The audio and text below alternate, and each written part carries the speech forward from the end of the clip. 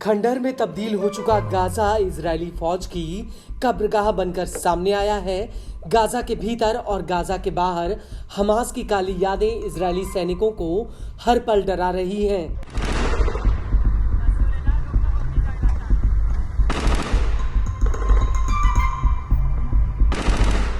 जैसे जैसे युद्ध लंबा खिंच रहा है, वैसे वैसे इजरायली सेना के लिए गाजा में मुसीबत बढ़ती जा रही है।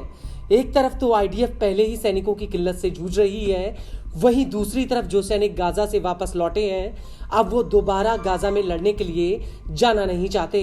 उल्टा गाजा से लौटने के बाद इजरायली सैनिक एक ऐसे मानसिक तनाव से जूझ रहे हैं जिसमें उन्हें दिन और रात हमास के लड़ाके और गाजा की खौफनाक यादें नजर आती हैं।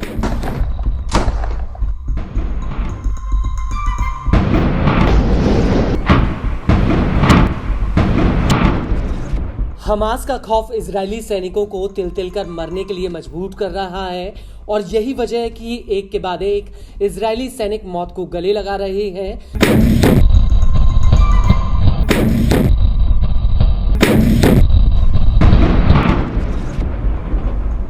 दरअसल अब इजराइल के एक और सैनिक ने आत्महत्या कर ली है। इजरायली सेना के मुताबिक मृतक सैनिक की पहचान एरियल मीर तामन के रूप में हुई है। इजरायली मीडिया के मुताबिक तामन पहले सैन्य रब्बी का हिस्सा थे, जिसका काम मृतक सैनिकों की शिनाख्त करना था। तामन की मौत को लेकर उसके एक करीबी दोस्त ने इजरायली मीडिया से कहा कि उसने हालिया दिनों में बेहद ही जटिल चीजों को देखा है। वहीं इजरायली न्यूज एजेंसी चैनल 12 का कहना है कि तामन इजरायली सेना का 48वां सैनिक था जिसने अक्टूबर 2023 से लेकर अब तक आत्महत्या की है। वहीं दूसरी तरफ इजरायली सेना पर आरोप लग रहे हैं कि वो सैनिकों की आत्महत्या के मामले छिपाने में लगी हुई है। कुछ मीडिया रिपोर्ट्स में ये भी दावा किया गया है कि इजरायली सेना कुछ सैनिकों की मौत का बिना सार्वजनिक ऐलान या सैन्य सम्मान के बिना ही उनके शवों का अंतिम संस्कार करने में लगी हुई है, जिससे इस पूरी आपदा को छिपाया जा सके।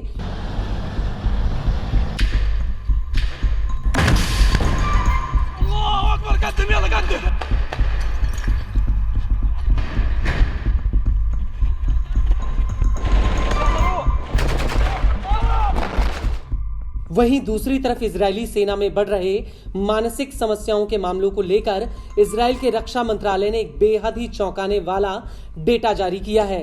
रक्षा मंत्रालय ने अपने डेटा में अनुमान लगाया है कि साल 2028 तक रिहैबिलिटेशन विभाग को उम्मीद है कि उसे करीब 1 लाख घायल और विकलांग सैनिकों का इलाज करना होगा, जिनमें आधे सैनिक मानसिक स्वास्थ्य से पीड़ित हो सकते हैं। डेटा के मुताबिक रिहैबिलिटेशन सेंटर ने गाजा युद्ध शुरू होने के बाद से लेकर अब तक 18,500 सैनिकों का इलाज किया है, जिसमें 3,769 सैनिक आधिकारिक रूप से पोस्ट ट्रॉमेटिक स्ट्रेस डिसऑर्डर यानी पीटीएसडी से पीड़ित थे।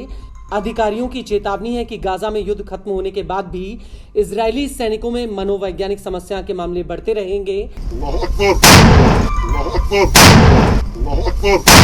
डिफेंस मिनिस्ट्री की रिपोर्ट के मुताबिक मौजूदा समय में 10,000 से ज्यादा सैनिकों का मानसिक इलाज चल रहा है और करीब 9,000 सैनिकों को पीटीएसडी की श्रेणी में रखे जाने की प्रक्रिया चल रही है। रिपोर्ट के मुताबिक साल 2023 में 1,430 ऐसे सैनिक थे जिन्हें मानसिक उपचार की श्रेणी में रखा गया था। इसके अलावा 2024 में यह आंकड़ा बढ़कर 2,210 पहुंच गया था, जिनमें आधिकारिक रूप से पीटीएसडी की पुष्टि हुई थी। आपको बता दें कि इनमें से 1,600 सैनिक अकेले पिछले साल चिन्हित किए गए थे, जिनमें 1,512 पुरुष सैनिक थे और 88 महिला सैनिक।